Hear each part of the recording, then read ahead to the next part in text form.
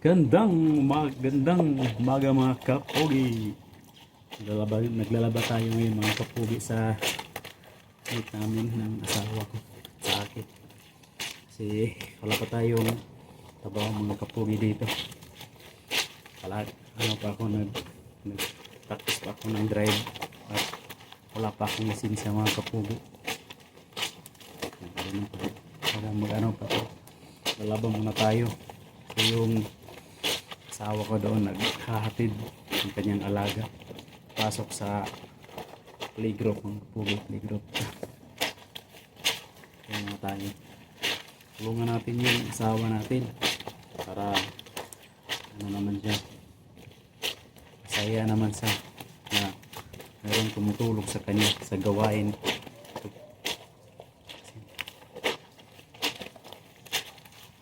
Tayo para mas masaya yun.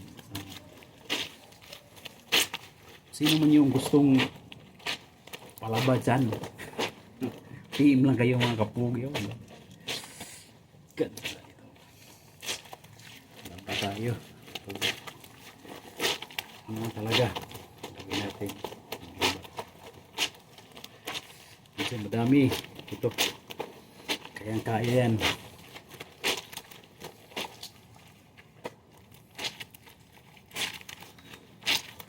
O laba ako mga kapogi kasi mainit.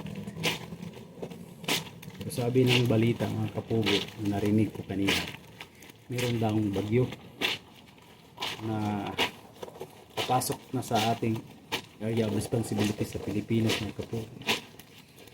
Sana mahina lang yung bagyo kapogi. Kawawa naman yung mga apektuhan na tuhan sa bagyo mga kapogi. Ilang gaano wakas. O yan mga kapogi, yung sitwasyon natin. May ano na, meron ng kaunting hangin. Baka epekto na ito. Epekto na sa bagyo mga kapogi. Sabi nila ang pangalan ng bagyo daw ay Maymay. Dito sa Cebu City baka magbaha na naman. Mag-ingat tayo. Pag lumabas kayo ng bahay, magdala kayo ng payong, kapote at iba pang shield sa ating katawan para hindi tayo magkasakit. Ang kapogi. Iba na talaga yung panahon ngayon. Hindi tulad ng yung maliit pa ako. Walang mga walang bagyo na darating, walang mga sakuna katulad ng linog, earthquake mga kapogi. Meron. Iba na talaga yung sitwasyon sa mundo mga kapogi.